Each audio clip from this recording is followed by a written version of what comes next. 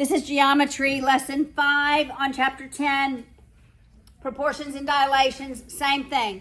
Let's look at the proof, the image from the proof that we did from the previous lesson, where we said those sides are congruent. We agreed that the image on the left is similar to the image on the right,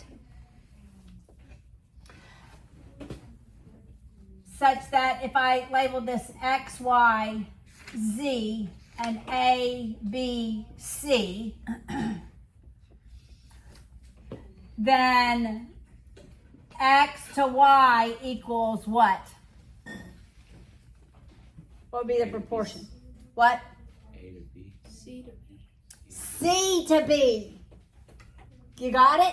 Because these angles are equal. C to B. Now, in this lesson, we're going to add another part of the triangle. And it's the altitude. An altitude goes from the vertex perpendicular to the opposite side.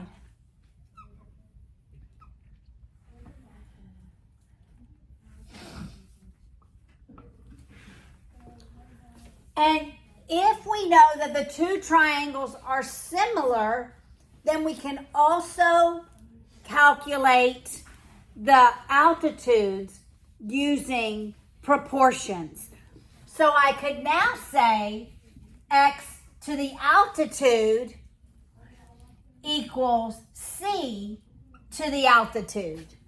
Any corresponding side to the altitude equals that corresponding side to the altitude, because altitudes are corresponding. Does that make sense?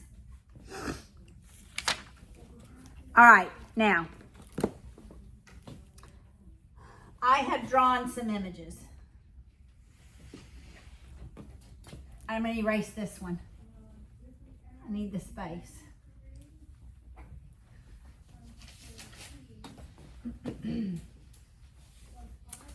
Actually, I'm going to try to write these on here.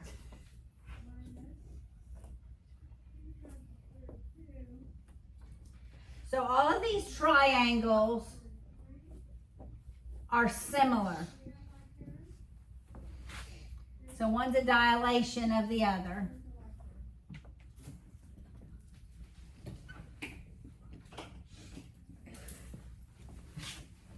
So everybody write the ratio that would be true to calculate the value.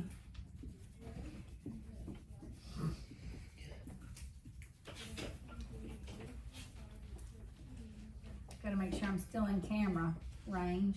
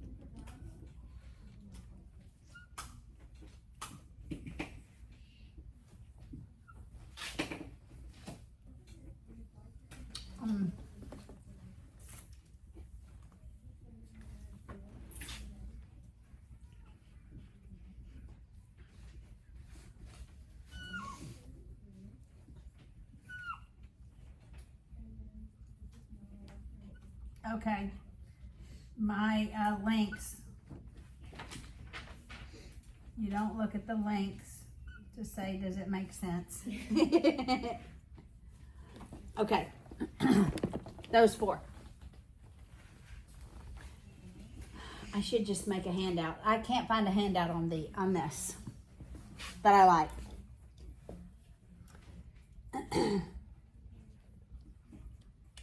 All right, first two pretty straightforward. What would the proportion be for A? What would I write for A? Just tell me the proportion and then you can help me solve it. What is it? 6.5 over x equals 13 over 12. Okay. All right. Now, what's 6.5 times 12? 78. It's 78. And then divide that by 13. And what is x? 6. X equals 6. All right, so for A, x equals 6. All right, Peyton, what about B? What would be the proportion I would write for B? 4 over x equals 2y over 6y. Okay, 4 is the side, not the altitude. So let's write the side in the numerator. So it'd be 6 minus x over 2.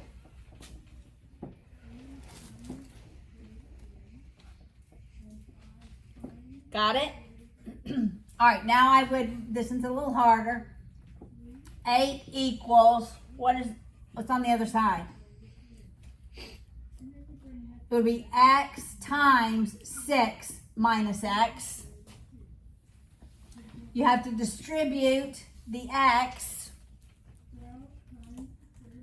So it becomes 6x minus x squared equals 8. Where'd you go from here? So, 8. I probably move everything to the right to make this positive. So I'm going to subtract 6x and I'm going to add x squared because I want my x squared positive. So I'm going to have 0 equals x squared minus 6x plus 8. Do you remember how to factor these?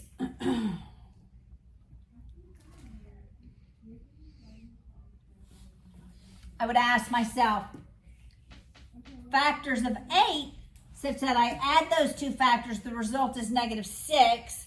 What two numbers multiplied equals 8, but added equals negative 6? Negative 4 and negative 2. That would be my factors. X minus 4, x minus 2. Got it? Okay, we're going to review this next year. It's also in your textbook. What are the values of x then? 0. Wait, 4. 4 and 4 and 2. Both 4 and 2 would make that equal to 0. So x actually has two options in that case. Yes? If you just get one option, is that going to be counted wrong? I probably won't give you an x squared. I got 2. I got 2. You should, okay. It's an x squared is a parabola. You're going to get no real solutions, one real solution, or two real solutions. It depends on the parabola. So I think what I did was instead of squaring x, I said 2x.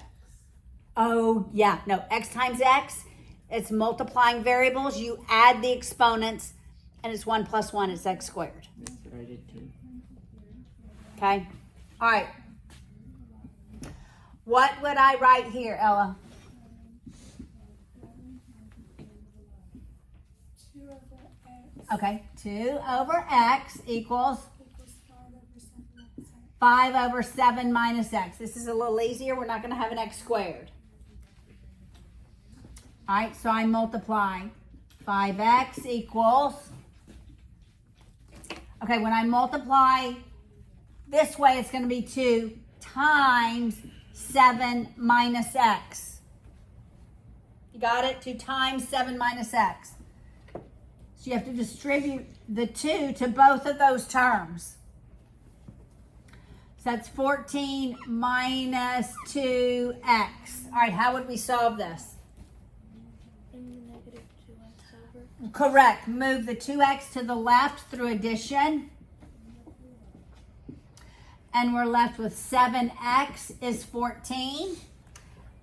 Then you divide both sides by 7. And x is 2. You only get one solution here.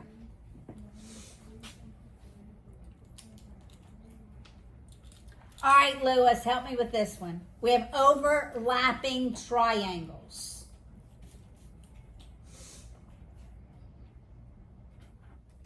X over 1. He said x over 1. X over 3. X over 3 equals. 3 over 6. Does everybody see that? This is 3, that is 6. Then we would cross multiply and divide. And then I would simplify. X is 3 halves. I would leave that as an improper fraction. So when we have similar triangles, and I tell you they're similar, then their corresponding altitudes have to have the same ratio as their corresponding sides. So we've done a lot of parts of triangles, right?